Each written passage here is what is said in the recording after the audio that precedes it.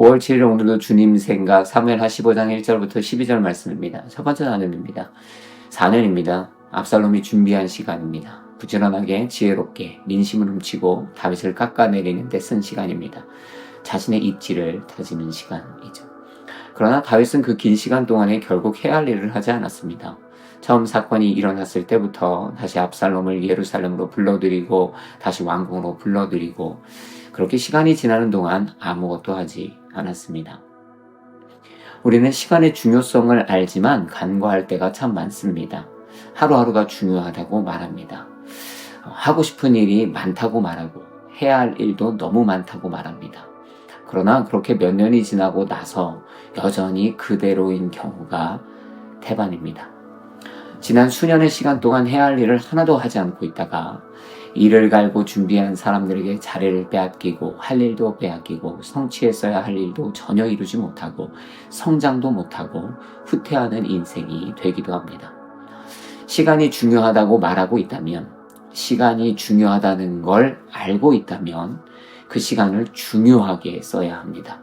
가치 있는 시간을 가치 있게 써야지 가차 없이 낭비하면 안 됩니다. 오늘 해야 할 일을 해야 합니다. 주어진 시간에 완수해야 합니다. 미루면 안 되겠죠. 허송하면 안 됩니다.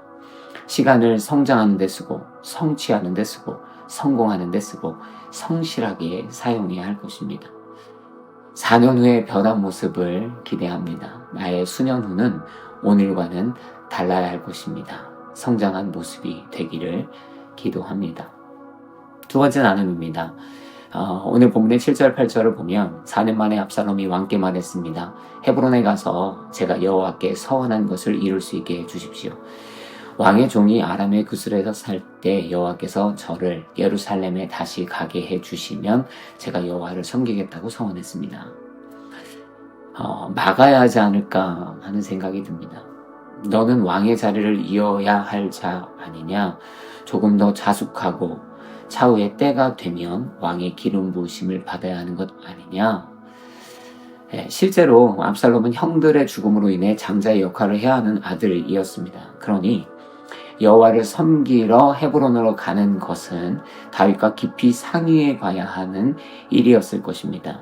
그러나 다윗은 막지 않습니다. 9절에 평안히 가라 라고 말했습니다. 그리고 그 결과 반역이 일어나고 나라가 혼란을 겪고 다윗의 노년의 인생이 꼬이기 시작하는 것입니다. 이 막아야 할 일은 막아야 합니다. 13장 27절에도 보면 애초에 압살롬이 왕자들을 요구하는 장면이 있습니다. 그때 그 요구를 막지 않았기 때문에 암논이 바로 거기서 죽임을 당한 것입니다. 막아야 할 일을 막아야 할 때 꼭 막아야 합니다. 우리 주변에 막아야 할 일을 분별하고 더 늦기 전에 막아야 합니다. 막는 것은 거절이 아니고 지혜일 수 있습니다. 보내주는 것이 응원이 아니라 막는 것이 응원일 수 있습니다. 막는 것이 살리는 길일 수 있습니다. 오늘 말려야 하는 사람, 말려야 하는 일을 분별하여 막아서는 하루가 되어야겠습니다. 그것이 설령 나 자신일지라도 말려야 한다면 말려야겠습니다. 가지 마라, 하지 마라, 해야 할 말을 해야겠습니다. 오늘 막아야 할 일을 분별할 수 있는, 우리의 인생에 막아야 할 일을 막아야 할 때에 분별할 수 있는, 그래서 실수하고 넘어지는 고단한 인생길을 걷지 않게 되기를 소망하고 기도합니다. 아멘. 5월 8일 오늘도 주님 생각 사무엘하 15장 13절부터 23절 말씀입니다. 첫 번째 나눔입니다. 14절에 여기서 도망가야겠다. 우리가 알던 다윗은 없습니다. 골리앗을 향해 뛰어나가던 다윗은 없습니다. 백전노장 다윗, 무엇보다 하나님과 동행함으로 어딜 가나 승리를 경험했던 다윗입니다. 그런데 그는 여기서 도망가야겠다, 그러지 않는다면 우리가 다 죽임당할 것이다 라고 말합니다. 사람은 한없이 유약해지고 과거의 영광이 무색하리만큼 쉽게 변합니다. 흔들리기 시작하면 방도가 없습니다. 그냥 우르르 무너집니다. 사람은 경험으로, 지식으로, 능력으로, 영광으로 나를 지키는 것이 아닙니다. 하나님을 의지함으로 나를 지키는 것이죠. 하나님께서 나를 지켜주고 계신 것입니다. 나의 과거의 영광과 능력, 지위와 경험과 지식만을 의지하면 순식간에 변하고 유약해지고 방황하고 도망가기 마련입니다. 과거에는 용맹이 있는데 오늘 전혀 다른 사람처럼 살 수 있는 것이죠.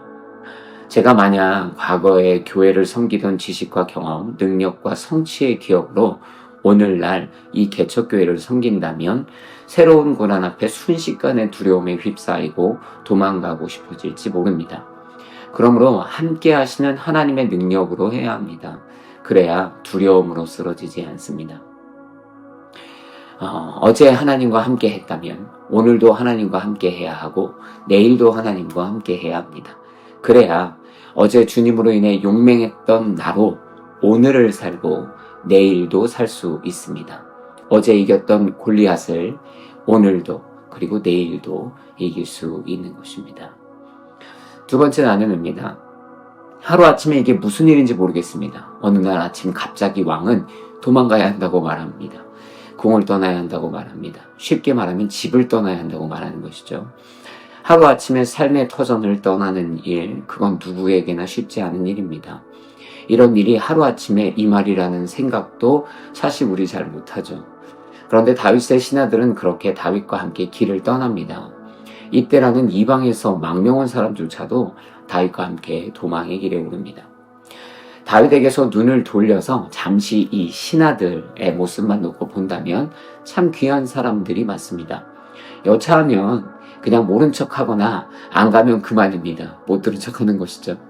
심지어 이때한테는 다윗이 따라오지 말라고까지 했습니다. 그러니 안 가도 됩니다. 익숙한 곳에 머물러도 됩니다. 그러나 주인이 가니까 그들도 그냥 따라 나서는 것입니다. 충성은 이런 것이 아닌가 생각해 봅니다. 물론 리더가 바른 길을 선택해야 하겠죠. 그러니 항상 리더를 위해서 기도가 필요합니다. 하나님을 향한 충성은 죽기까지 따르는 충성입니다. 계산하지 않는 충성입니다. 삶의 터전마저도 떠날 수 있는 충성입니다. 다행인 것은 우리 하나님은 다윗처럼 실수하지 않으신다는 것이죠. 우리를 엄한 곳으로 이끌지 않으십니다. 나의 리더 되신 하나님께 죽도록 충성해야겠습니다. 주님만 따라야겠습니다. 마지막 나눔입니다. 이때는 외국에서 왔고 불과 얼마 되지도 않았습니다. 19절 20절의 기록이죠. 그런데 다윗의 측근 누구보다도 더 진정성 있는 추종자가 됩니다. 출신과 배경, 시간과 상관없이 진정성 있는 자세가 다윗에게 가장 신임받는 한 사람으로 서게 만들어주는 것입니다. 마태복음 20장 16절에 이처럼 나중된 사람이 먼저 되고 먼저 된 사람이 나중될 것이다 기록하죠. 하나님을 따르는 제자는 모태신앙이라고 보장되는 것도 아니고 초신자라고 해서 무시될 것도 아닙니다. 우리의 출신, 배경, 시간과 상관없이 하나님은 우리의 진심을 보십니다. 그리고 우리의 순종하는 모습을 보십니다. 결국 누구나 하나님의 최측근이 될 수 있습니다. 할렐루야. 세상 그 누구보다 하나님의 진실된 제자로 가장 열정적인 추종자로 살아야겠습니다. 더 이상 신앙의 시간과 신앙적 출신과 배경으로 자랑하지 않겠습니다. 진정성으로 승부보는 신앙이 되어야겠습니다. 아멘. 5월 9일 오늘도 주님 생각 사무엘하 15장 24절부터 37절 말씀입니다. 첫 번째 나눔입니다. 여호와 앞에 내가 은혜를 입었다면 그분이 나를 돌아오게 하시고 언약궤와 그분이 계시는 곳을 다시 보여주실 것이다 라고 말합니다. 말은 하나님의 뜻대로 이루어질 것입니다. 지만 실제 그가 원하는 것은 사실 궁으로 돌아가는 것입니다. 그러니 언약궤도 보내고 사독도 보내고 아비아달도 보내고 거기다가 후세까지 보내 압살롬의 동태를 정확하게 살피려고 하는 것이죠. 다시 돌아갈 의지가 없다면 그냥 하나님께서 하시는 대로 두려고 한다면 굳이 스파이 보내고 언약궤를 보내고 하지 않을 것입니다. 다윗은 돌아가고 싶습니다. 다윗은 왕궁을 떠나 도망가고 있지만 왕국은 왜 회개를 꿈꾸고 있습니다. 그럼에도 불구하고 여호와의 뜻대로 될 것이다 선포하는 것입니다. 내가 원하는 것이 있으나 하나님의 뜻 앞에 복종시키는 것입니다. 예수님도 이런 기도 하셨죠. 주님, 이 잔을 내게서 옮겨주세요. 그러나 내 뜻대로 마시고 주님 뜻대로 하옵소서. 이왕이면 내 뜻과 하나님의 뜻이 맞으면 좋겠습니다. 그러나 그렇지 않을 때 내 뜻을 하나님의 뜻 앞에 복종시키는 자가 되기로 결정합니다. 두 번째 나눔입니다. 사람을 믿어야 합니다. 28절에 나는 내가 소식을 전해올 때까지 광야의 나루토에서 기다리고 있겠다. 36절에 그들의 두 아들 곧 사독의 아들 아히마아스와 아비아달의 아들 요나단이 그들과 함께 거기에 있으니 무엇이든지 들리는 대로 그들 편의 소식을 전하여라. 다윗은 이렇게 사람을 믿습니다. 그들이 적진에서 다윗을 향한 충정을 저버리지 않을 것을 믿습니다. 잘못된 정보를 다윗에게 전달하지 않을 것이라 믿습니다. 이 사독, 아비아달, 후세, 아히마아스, 요나단 등을 믿는 것이죠. 사람은 믿으면 배신한다고 말합니다. 실제로 배신당한 경험들도 있고 간혹 배신한 경험도 있습니다. 그러나 그럼에도 불구하고 또 다른 한켠에서는 여전히 사람을 믿어서 힘을 얻고 도움을 얻고 보호받고 축복을 받기도 합니다. 이웃을, 친구를, 가족을, 사랑하는 사람을 믿어줘야 합니다. 신뢰 사이가 상실되었는데 이러한 사이가 회복되길 꿈꿉니다. 신뢰 사이가 회복된다면 인간관계에서부터 오는 고단함과 두통이 사라지게 될 것입니다. 삶에서 고단한 영역 하나가 줄어드는 것이죠. 얼마나 좋습니까? 그러니 같이 노력하면 좋겠습니다. 서로 믿는 사회, 할렐루야, 이런 사회를 꿈꾸며 기도합니다. 그리고 먼저 믿고 실천하겠습니다. 마지막 나눔인데요. 37절에 그리하여 다윗의 친구 후세는 성 안으로 들어갔습니다. 그때 압살롬도 예루살렘으로 들어갔습니다. 요한복음 15장 13절에 친구를 위하여 자기 목숨을 버리는 것보다 큰 사랑이 없다고 말씀하죠. 후세는 다윗에게 신하이면서 동시에 친구입니다. 그는 어쩌면 목숨을 거는 마음으로 예루살렘으로 돌아갑니다. 압살롬이 의심해서 죽여버릴 수도 있는 위험천만한 일입니다. 그러나 후세는 다윗을 위해 그 위험한 길을 선택합니다. 좋은 친구. 생각해보면 어릴 적 좋은 친구들이 좀 있었는데 어쩌다 보니 요즘은 친구 만날 시간이 없습니다. 정말 친구가 있나 하는 슬픈 생각이 들기도 합니다. 목숨을 걸고 함께 뛰어줄 친구가 있는가? 나는 누군가에게 그런 친구로의 삶을 살고 있는가? 자문도 해봅니다. 어젯밤 늦게 한국에서 한 친구가 연락이 왔습니다. 너 괜찮니? 라는 문자였습니다. 한국까지 전해진 달라스의 총격 사건 소식을 듣고 혹 제가 연루되어 있을까봐, 저의 지인이 연루되어 있을까봐 걱정되는 마음에 연락을 한 것입니다. 친구는 필요합니다. 예수님은 나의 친구 되십니다. 그래서 그분은 나를 위해 십자가 위에서 죽으셨습니다. 그분은 진짜 좋은 친구 되십니다. 하나님께 좋은 친구, 그리고 나에게 허락된 귀한 만남 속에서 좋은 친구 같은 자가 돼야겠습니다. 나의 친구들과 서로 사랑하며 지내고 이왕 이렇게 된 거 좋은 친구도 더 많이 생기면 좋겠습니다. 또 누군가에게 좋은 친구가 되어주고 싶습니다. 인간관계 안에서 풍성한 축복을 누리는 제가 되고 또 우리 모두가 되면 좋겠습니다. 아멘. 5월 10일 오늘도 주님 생각 사무엘하 16장 1절부터 14절 말씀입니다. 첫 번째 나눔입니다. 무비보셋이 궁금합니다. 눈앞에 먹을 것을 한 트럭 가지고 온 시바보다 자신이 은혜를 베풀었던 무비보셋이 어디 있는지 다윗은 궁금합니다. 내가 사랑했던, 내가 아껴줬던 사람들은 지금 어디서 무엇을 하고 있는가? 왜 나의 어려움에 동참하지 않는가? 왜 나를 모른 척하고 있는가? 사람이 상황이 어려워지고 마음이 어려워지면 내 주변 사람들을 향해 더욱 기대하고 그러다 보니 더욱 실망하곤 합니다. 그들도 나름의 입장이 있을 것입니다. 사실 무비보셋은 나름의 상황이 있었습니다. 이게 나중에 밝혀지죠. 그런데 그런 걸 이해하고 생각할 겨를이 없습니다. 나의 상황을 위해서 그들이 일상을 버리고 뛰어 들어오길 원하죠. 그러나 그들이 그런 모습을 보여주지 않을 때 양껏 상처받고 마음의 분노와 미움, 안갚음의 마음들이 생기곤 합니다. 받아들이기 쉽지 않은 사실이지만 내 인생이 힘들 때 다른 사람들도 자신들의 인생의 일상을 치열하게 살아가고 있습니다. 나의 치열함과는 다르지만 그들도 그들의 치열함 가운데 살아가고 있는 것입니다. 그러므로 모두가 다 나를 위로하고 모두가 다 내 중심으로 움직일 수는 없습니다. 이것이 안타까운 현실이죠.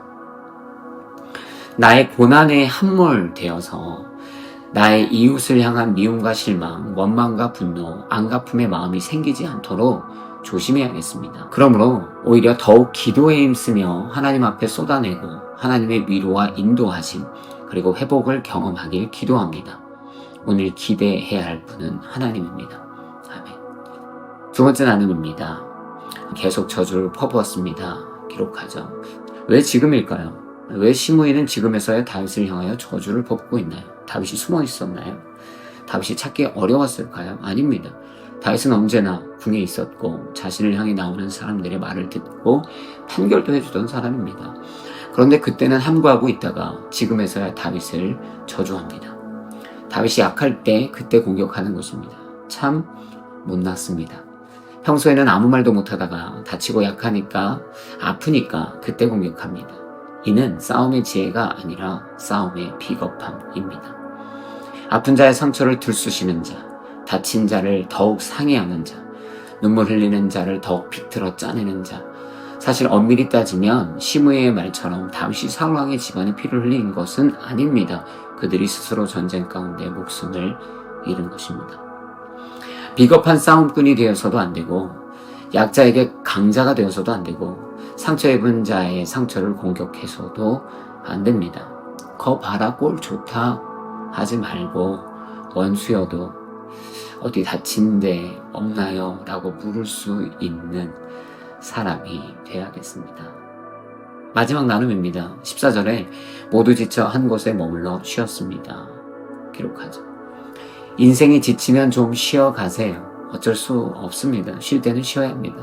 고단하면 쉬어야 합니다. 숨을 좀 돌리시고요. 눈을 좀 돌려 주변을 보고 여유도 좀 부려보세요.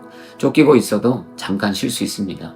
그렇게 회복을 해야 또다시 움직일 수 있습니다. 계속 움직이는 게 능사가 아니고 건강한 쉼을 통해 제 도약의 힘을 얻는 것이 지혜입니다. 지쳤으면 좀 쉬세요. 쉬는 게 죄가 아닙니다. 물론 맨날 쉬고 있는 사람은 그만 쉬세요. 여러분에게 하는 말이 아닙니다. 지친 자가 주 안에서 안식할 때 하나님께서 회복시켜 주실 줄로 믿습니다. 하나님 안에서 참된 안식을 누리고 이제 다시 예루살렘으로 돌아갈 그날을 꿈꾸며 움직이면 될 것입니다. 쉬게 하시고 회복시키시는 하나님을 찬양합니다. 아멘.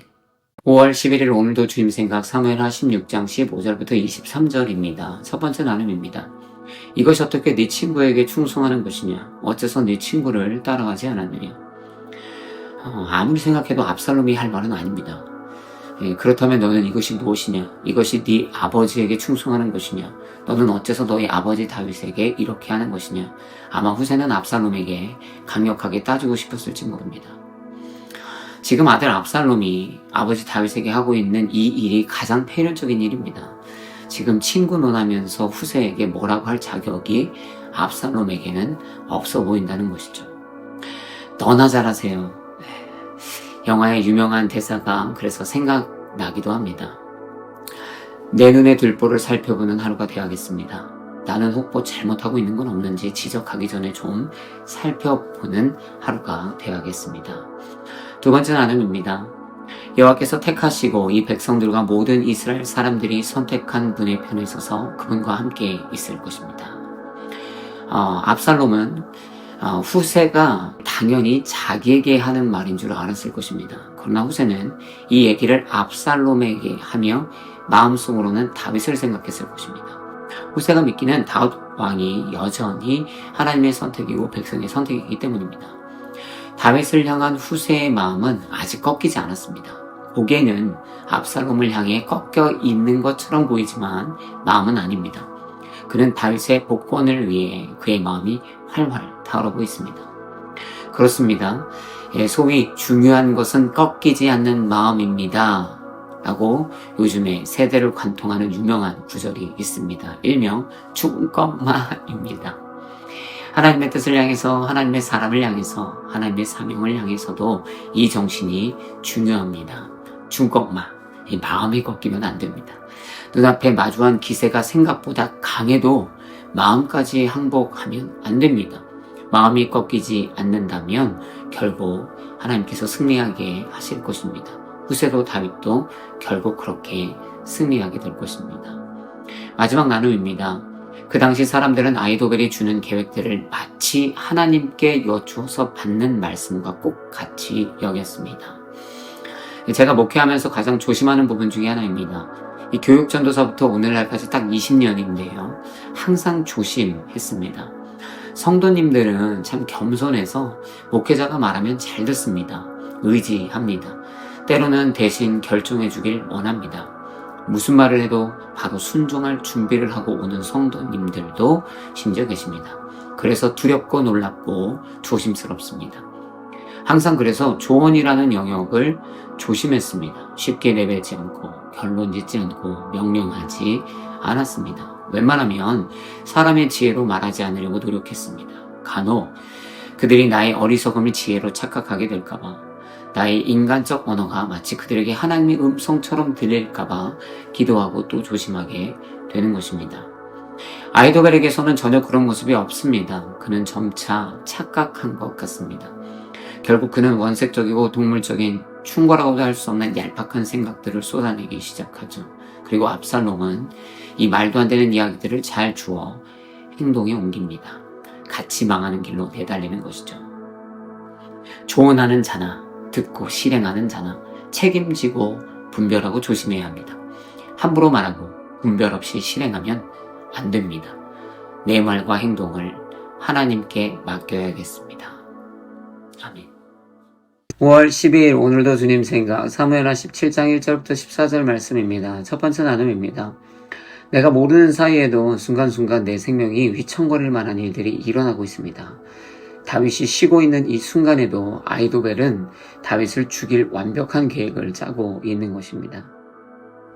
오늘 길을 걸으며 안전하다고 느끼는 그 순간에 이제 어딘가에서는 술을 마신 사람이 차를 타고 운전을 시작합니다. 그리고 얼마 지나지 않아 그 사람은 건널목을 안전하게 건넜습니다. 그리고 그가 건너자마자 바로 뒤따라오던 한 사람이 그 음주운전 차량에 치여서 사망했습니다. 만약에 그가 10초만 늦었거나 운전자가 10초만 빨랐어도 피해자는 달라졌을 것입니다. 어쩔 때는 이와 같이 진짜 종이 한 장 차이로 삽니다. 이 사고를 면합니다.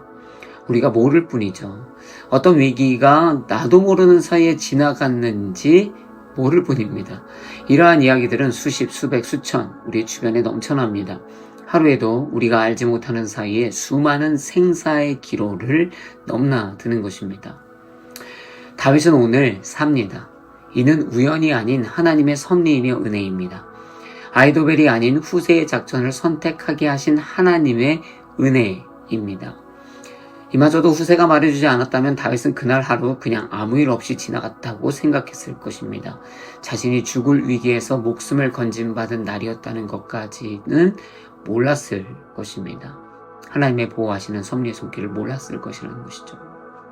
그런 의미에서 우리가 오늘을 사는 것도 절대 우연이 아닙니다. 아무런 사고가 없어서가 아닙니다. 자칫 우리가 피해자일 수 있고 우리가 사고의 대상자도 될 수 있습니다. 그러니 사는 것 자체가 은혜입니다. 우리에게 허락된 시간 자체가, 하루 자체가 은혜입니다.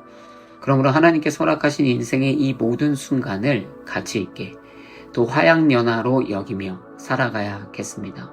감사함으로 살아야겠습니다. 두 번째 나눔입니다.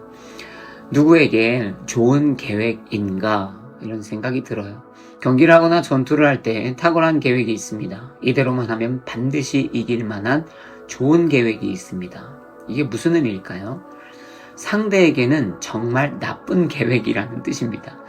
나에게는 좋은데 남에게는 그게 오히려 가장 안 좋은 계획이라는 뜻입니다. 압살롬에게 좋은 계획은 다윗에게는 안 좋은 계획입니다. 그래서 하나님은 이러한 좋은 아이도벨의 계획을 좌절시켜 버리시는 것이죠. 좋은 계획이라고 다 좋은 게 아닙니다. 누구에게나 다 좋은 게 아닌 것이죠. 하나님은 하나님의 편에서 하나님의 시각에서 좋은 계획을 선택하실 것입니다. 그러니까 만약 내 자신에게 좋은 계획만 생각할 것이 아니라 하나님의 시선에서 좋은 계획인지 살펴봐야 합니다. 내가 아무리 좋은 계획을 세워도 하나님께는 오히려 안 좋은 계획일 수 있기 때문입니다. 교회를 섬기는 데 있어서 하나님께서 선택하실 만한 좋은 계획을 세우고 실천하는 목자가 되고 싶습니다. 마지막 나눔입니다. 이 대세라는 것이 참 무섭습니다. 아히도벨이 전략을 내놓았을 때 압살롬과 이스라엘의 모든 장로들이 보기에 이 계획은 훌륭했습니다 라고 기록합니다. 왕 이하 모두입니다. 이게 바로 대세입니다. 그런데 그때 압살롬이 후세를 불러 묻습니다. 내 의견은 무엇이냐? 후세는 대세는 기울었지만 해야 할 말이 있기 때문에 담대하게 합니다. 대세보다는 하나님의 뜻을 위해 대세를 거스르는 말을 했던 것입니다. 말하고 나자 하나님께서 역사하셔서 오히려 후세의 말이 대세가 되었습니다. 아히도벨은 역전돼 버린 이 대세를 다시 바꾸지 못합니다. 이 대세는 원래 이와 같이 쉽게 바꾸는 게 아닌 것이죠. 아무리 대세라도 그 대세가 하나님의 뜻이 아니면 말해야 합니다. 하나님의 뜻을 말해야 합니다. 대세를 역전시킬 수 있어야 합니다. 대세를 따르기 전에 하나님의 뜻을 말하고 하나님의 뜻을 따라 살아야 할 것입니다. 하나님께서 흐름을 역전하실 줄 믿습니다. 하나님의 흐름으로 바꿔주실 줄로 믿습니다. 대세가 우선이 아닙니다. 하나님의 뜻이 우선입니다. 그러한 삶을 살아야겠습니다. 아멘. 5월 13일 오늘도 주님 생각 사무엘하 17장 15절부터 29절 말씀입니다. 첫 번째 나눔입니다.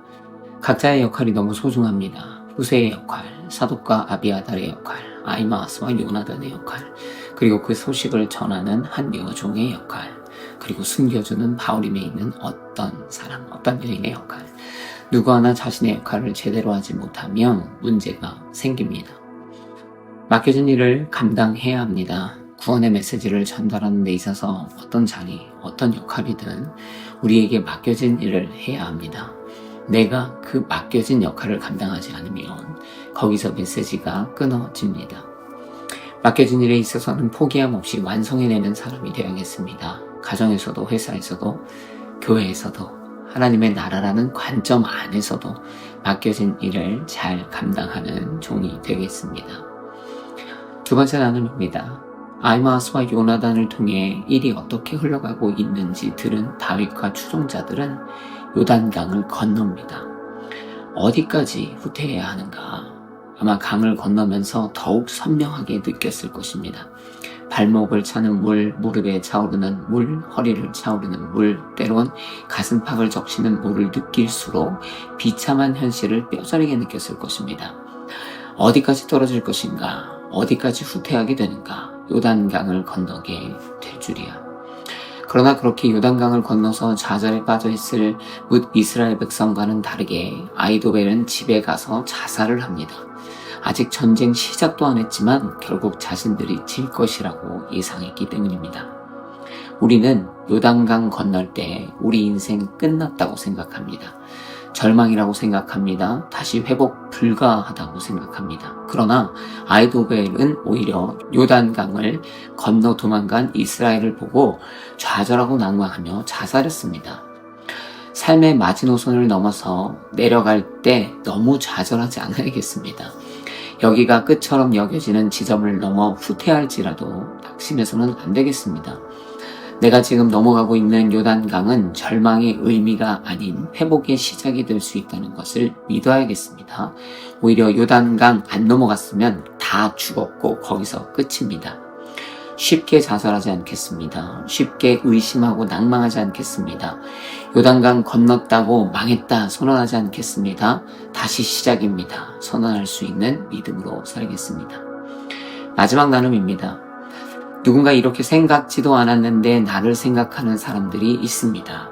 이런 도움을 받을 때 막 감동이 밀려옵니다. 힘이 납니다. 세상 참 살만해집니다.